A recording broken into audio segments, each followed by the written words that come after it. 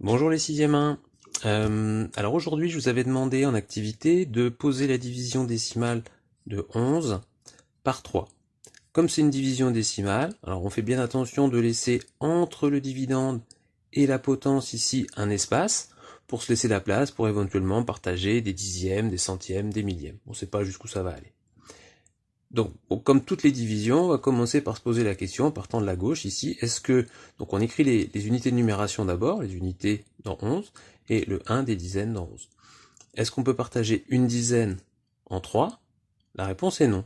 Donc on va tout de suite prendre les 11 unités. Mais comme je divise 11 unités, pour redémarrer, le premier chiffre du quotient sera également le chiffre des unités.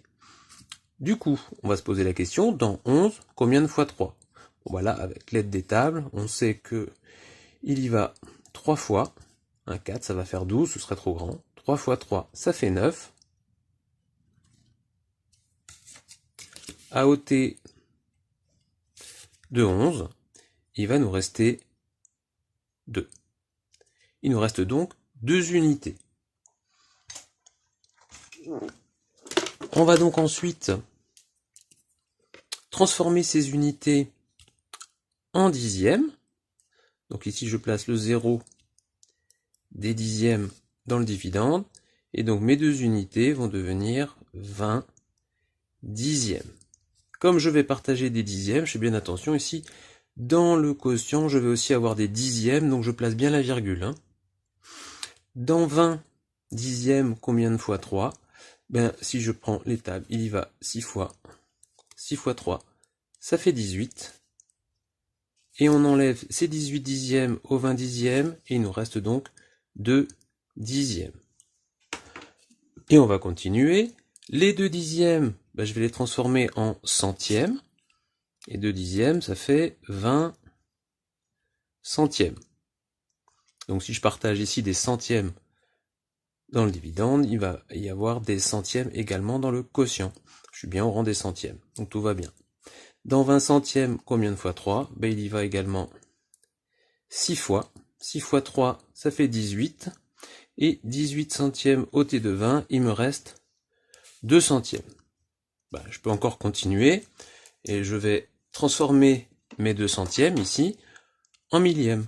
Donc 2 centièmes en millièmes, ça va me faire 20 millièmes. Et 20 millièmes à partager en 3. Dans 20, combien de fois 3? Il y va 6 fois. Au rang des millièmes, 6 fois 3, ça fait 18. 18 ôté de 20, il reste 2. Bon, et là, à ce stade, on se dit qu'à chaque fois, on a un reste ici de 2. Donc si je continue au rang des 10 millièmes, je vais encore avoir 20 10 millièmes, il ira 6 fois, il me restera 2. Et ainsi de suite, comme ça, jusqu'à l'infini. Donc on voit bien finalement que la division, elle ne va jamais s'arrêter. Ça va continuer à l'infini. Je vais avoir des 6 ici, jusqu'à l'infini. Donc en fait, je ne peux pas trouver une division pour laquelle, décimale, pour laquelle le reste ici va être 0. Donc le seul moyen finalement d'écrire le quotient, qui ne sera pas exact, c'est d'en prendre une valeur approchée. Et donc on va dire que la division de 11 par 3, ça donne environ, et là on va choisir une valeur approchée, par exemple 3,6 si on s'arrête au dixième, ou 3,66 si on s'arrête au centième. Ce ne sera pas la valeur exacte, ce sera une valeur approchée, c'est environ égal à.